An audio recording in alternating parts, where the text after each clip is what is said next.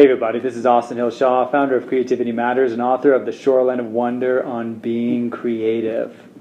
Today is the final day, final hours actually, of the Healing and Self-Expression Plant Medicine Retreat here down in Peru, in Cusco and the Sacred Valley in Machu Picchu.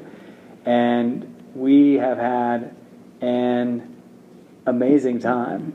I mean, I had an idea what this was going to be like on some levels. I had a conceptual idea about how profound it was going to be work with plant medicines in their native country.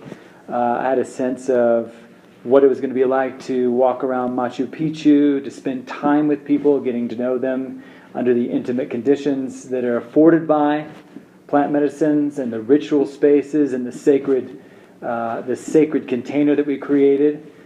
But even having a sense of how awesome it was going to be and how amazing it was, I am absolutely blown away about what a remarkable success this trip has been, both for my life, for my wife's life, and for all the participants. I mean, we just had a lovely group down here, including my brother, who is 2.5 years my junior, other people that I just met.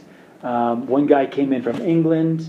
And also just working with the shaman Javier, who is unreal, just in terms of his skill and his care and his love of humanity that was just expressed in the way he, again, set the container, educated us about the plants that we were going to be working with, and made us all feel safe so that we could actually go into those scary places and gain insight into those. And not only that, I've always loved Latin culture, and I've spent a lot of time in Central America. I spent 2 years in Spain. I love speaking Spanish, and I've always had this sort of mythical fascination with South America. And to come down to Peru and flying into Cusco and stepping outside the airport, this is one of the most beautiful cities I've ever seen. The architecture here is incredible. It's this layered, layers upon layers of Inca history. It was initially the Incan capital, and later became, part of course, the Spanish capitals. But it's just an absolutely gorgeous place. Stair stepping up in the Andes here at 11,500 feet. An incredible. That's like at Timberline in Colorado. It's when the trees stop growing. And to have a city up here, a vibrant city full of culture and art and really amazing people, was just in and of itself a treat to be up here. And, what can I say? I think that I was just talking to my brother. I was just interviewing him on this. And he said, plant medicine isn't for everybody. It can be scary. It can be uncomfortable. Most of us threw up at some point during the experience, often several times. It could make you feel debilitated at times.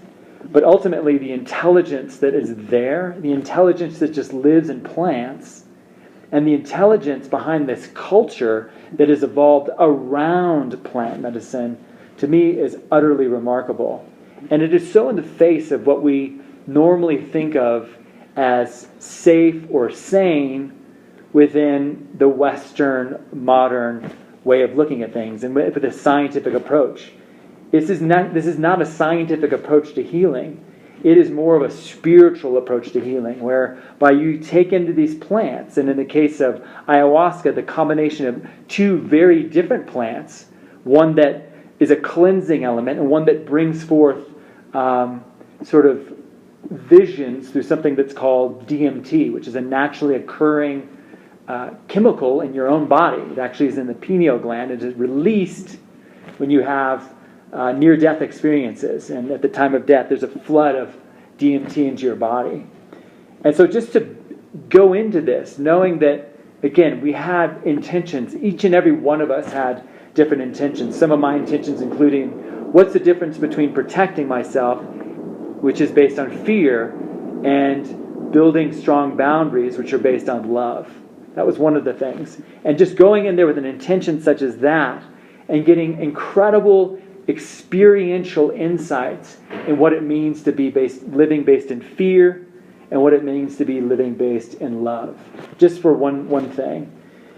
And then also to be amongst people who are willing to come down here and as a group step into the container and be willing to open up and be vulnerable about what's happening in their own lives in terms of what they're struggling with, what they're happy about their lives with, what they hope to have with their lives, and everybody just going in there and listening to one another and mirroring one another and supporting one another.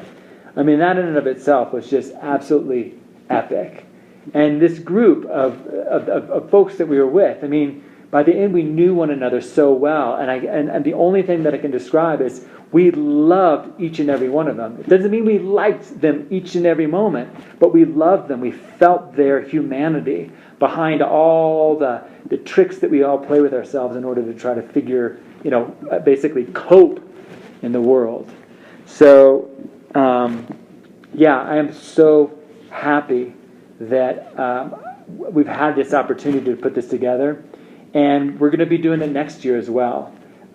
This is an important part of my life. It's an important part of my wife's life, and it is hopefully at some point in time will be an important part of your life. Simply because I see no other way, no other better method than fully embracing our humanity. As this retreat is called, it's called healing, which I see as the highest form of creativity and self-expression, which is that ability to fully be in the world, authentically relating to it, not based on fears or addictions or projections, but greeting the world exactly as it is, knowing, one, all the things that we've been working on in this lifetime, as well as even other lifetimes, bringing that to the table and saying, hey, this is the time I have in my life. I am alive, right? Even that being an incredible gift. And just being able to surrender and drop into that experience of actually being alive, of tasting food, perhaps for the first time in decades, realizing that there's so many things out there in the world that are always already here to support us, and feel that profound relationship with nature, with the plants, with the rocks, with the elements, with the mountains. I can't tell you how many times I just looked at the mountains and felt like they were not just mountains, but my friends that were here to care for me throughout this. And Peru is unbelievable in terms of the majesty of this landscape. The rivers, the Urubamba rivers, and Machu Picchu. Oh my goodness, so incredible. And the cuisine that's here, just amazing. And again, all the beautiful art and textiles and tradition that are here that are another layer of the container that we enter into when we're down here. So if you want any information on this, go to the website, or you can go to austinhillshaw.com and just look under the retreat sections if you're not on the webpage already. And if you have any questions for me, please post them down in the comment section below this video. Anything that I can help to answer for you.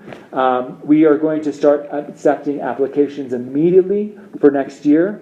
We realized we got off to a late start this year just because we got busy. But now that we have our format down, we are ready to go and looking to bring another group of people who are wanting to change their own internal landscape, and in doing so, really positively impact their own lives, the lives of the people around them that love them, and the world at large. That's what we're looking for. So, once again, this is Austin Hill Shaw in Cusco, Peru, at 11,500 feet, reminding you to connect deeply, to make a difference, and to inspire creativity in others. Thank you so much for joining me.